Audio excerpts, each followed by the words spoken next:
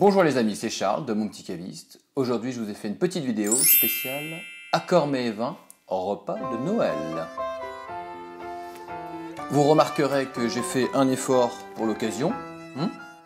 Alors, dans les repas de Noël, on commence tout d'abord par les entrées. Alors, le plus classique qu'on retrouve dans les repas de Noël, c'est le plateau de fruits de mer. On est d'accord? Alors, qu'est-ce qu'on peut accorder avec le plateau de fruits de mer? Plateau de fruits de mer, je vous recommande de partir sur des vins qui sont très sympas, des vins de Loire. Alors par exemple, on peut partir sur un petit muscadet, alors ça a l'air d'une bouteille d'Alsace, mais c'est un muscadet. C'est très bon, c'est un petit côté minéral et fruité, donc ça marie très très bien avec les fruits de mer. Ou vous pouvez partir sur des choses très classiques comme des vins de Bourgogne, des chablis, petits chablis, du Mâcon, enfin voilà, des choses comme ça. Ce sont des vins qui vont très bien se marier au plateau de fruits de mer avec des fruits mais aussi un côté assez minéral, c'est très très bon. Alors un deuxième plat qu'on retrouve régulièrement sur les tables à Noël, c'est les huîtres. Et oui, les huîtres bien évidemment se retrouvent sur beaucoup de tables à Noël. Alors ce que je recommande avec les huîtres, c'est un cépage du Languedoc-Roussillon qui s'appelle le Picpoul de Pinet. Ici j'ai un petit Picpoul de la maison Ormarine de la famille Jean-Jean.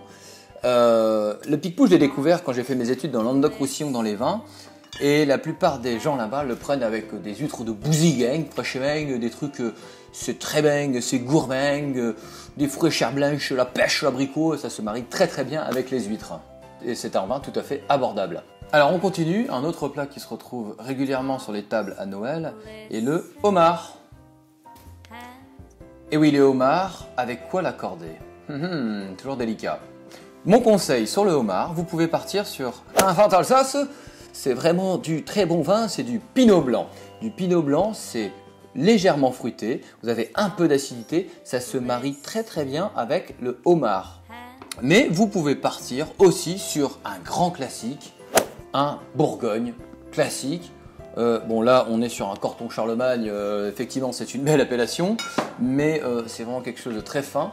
Et vous pouvez partir sur des appellations un peu plus classiques de Bourgogne, hein, un Bourgogne chardonnay, ou du Mâcon, ou un Verry-Clissé par exemple, c'est très très bon. Et oui, un autre plat on ne peut plus classique à Noël sont les noix de Saint-Jacques.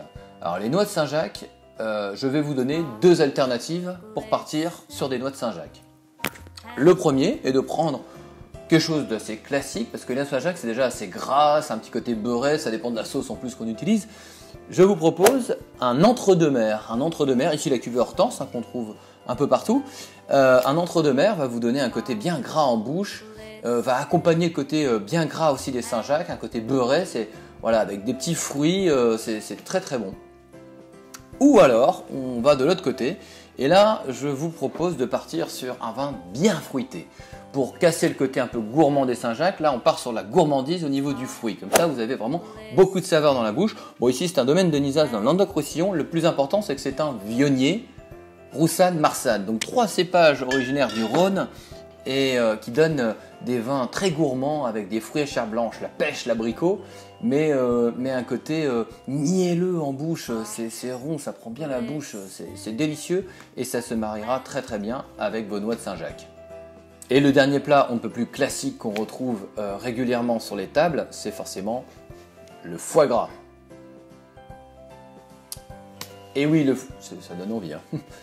Et oui, le foie gras, en général, on l'accorde avec des vins très sucrés. Montbazillac, Sauternes, Jurançon.